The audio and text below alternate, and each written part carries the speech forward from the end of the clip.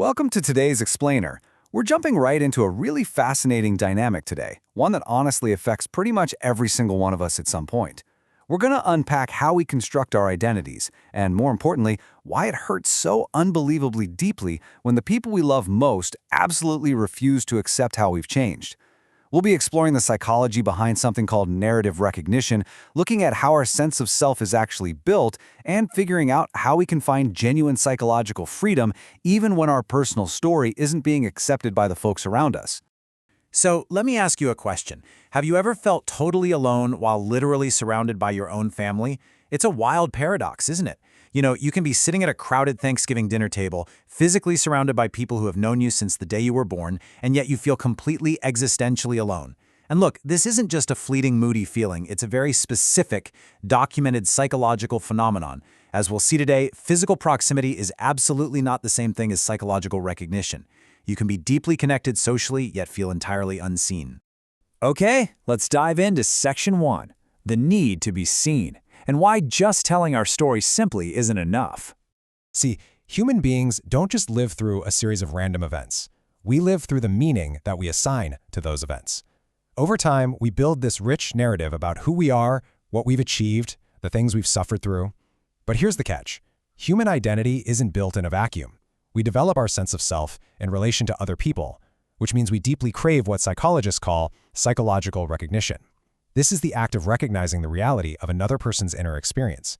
It's that simple, fundamental plea of, can you just understand that this is how I experienced my life? Being seen is way more than just being physically noticed in a room. It's about someone actually validating your inner reality. So when a person says, hey, this is what happened to me, and that experience is repeatedly dismissed, or minimized, or just flat out ignored, it causes a profound, deeply painful form of psychological invalidation. Which brings us to Section 2, the prison of the past. This is what happens when the child we were completely clashes with the person we actually became. Think about it. If a total stranger misunderstands you, well, it's fairly easy to brush off, right? I mean, they only know a tiny fragment of who you are. But rejection, it is infinitely more painful when it comes from our family members. Why is that? Well, because they possess this incredibly long history with us, so their understanding carries enormous psychological authority. Families are literally the keepers of our past. They hold on to this permanent archive of our childhood mistakes, our awkward phases, our outdated labels. It's kind of like an embarrassing middle school yearbook that they just refuse to put down. Because of this, they often fall back on the sentiment, well, you have always been this way. They simply have so much hard evidence of your old self that they genuinely struggle to see anything else. But on the inside, your reality is entirely different. You're practically screaming, but you have no idea what has happened inside me since then. Because over time, people change, like profoundly. You acquire new knowledge, you survive hardships, you develop totally different values, and you mature. And this creates a massive collision between their genuine memories of your past and your genuine knowledge of who you are right now. The people around you just continue to relate to you as if you haven't evolved a single day. And that leads us to this incredibly painful realization. You do not see me. It's so crucial to recognize that this is the deeper wound here. It is vastly different from someone just saying, oh, I disagree with you. Look, two people can totally disagree on politics, or religion, or life choices, and still recognize each other as complex, evolving human beings. But when your entire, multidimensional identity is reduced to an old, dusty label, your psychological space completely disappears. It literally feels like there is nowhere within that relationship where your present self is allowed to exist. Let's move into Section 3, Responses to Narrative Rejection, exploring exactly how we react when our identity is denied. So what happens when our developing identity is just persistently rejected by the very people whose recognition matters most to us? Well, a major psychological fallout emerges. We typically see four primary responses here. First up is defensiveness. This is when you find yourself constantly, exhaustingly explaining yourself, just desperately trying to convince others that you aren't who they think you are. Next is resentment, which is that deep, bitter feeling of being totally unknown despite literally decades of shared history. Third is withdrawal. When your repeated attempts at recognition fail, you eventually just throw your hands up and stop sharing your inner life altogether. And finally, over-identification. This is when you start frantically searching for external recognition from anyone, literally anyone, who will give it to you. And what's deeply ironic about this last one is that by frantically seeking validation elsewhere, you've just escaped one external narrative only to trap yourself in a brand new form of psychological dependence. Now for Section 4, validation versus agreement. Let's talk about escaping this demand for narrative conformity. So how do we actually navigate out of this trap and find some harmony? Well, we have to acknowledge a somewhat difficult truth. Human beings are remarkably imperfect interpreters of our own lives. Our memories are highly selective, and we constantly reinterpret the past based on whatever state of mind we're in today. We find a path forward by separating two very distinct concepts. Validation simply means saying, hey, I understand how you experienced it.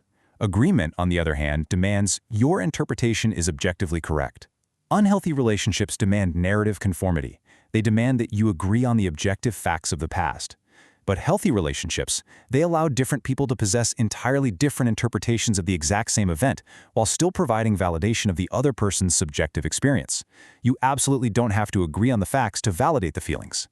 And this beautifully illustrates why that mental flexibility is so incredibly necessary. Psychological development literally requires narrative revision. For instance, early in life, a person might interpret a painful event to mean that life is totally unfair, but later on, they might revise that narrative and see that exact same suffering as their greatest source of resilience. The actual historical events haven't changed one bit. Their representation of those events has changed. Families sometimes violently resist accepting this new representation because honestly, doing so would require them to revise their own comfortable stories about us. Which brings us to our final part, Section 5, Finding the Witness Within. We're moving from external recognition to self-recognition. We've established that we desperately want our loved ones to recognize us, but there is a hard limit to how much of our psychological freedom can depend on other people. Think about it. If you require everyone who knows you to fully accept your narrative before you can feel secure, you have effectively surrendered your identity to their judgment. True maturity requires two vital movements. Step 1, we construct a coherent story of ourselves. This is absolutely necessary because, well, it gives us our identity. But we can't stop there.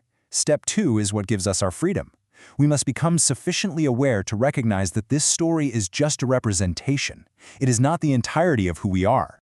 This realization is a real game changer because it awakens what we call the witness within. The witness within is the conscious part of you that simply observes your memories, your emotions, and your constructed identity, without actually being identical to them.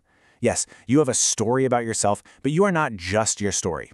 You can observe the outdated labels others try to stick on you, and you can even observe the identity you've built for yourself.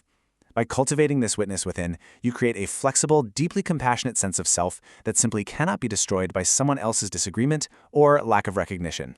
And that leaves us with this incredibly powerful thought. I may not be completely understood by others, but I am willing to understand myself. The ultimate goal in life isn't forcing everyone around you to accept your narrative. It's refusing to be imprisoned by it. Granting yourself the deepest form of recognition is, without a doubt, the ultimate psychological freedom.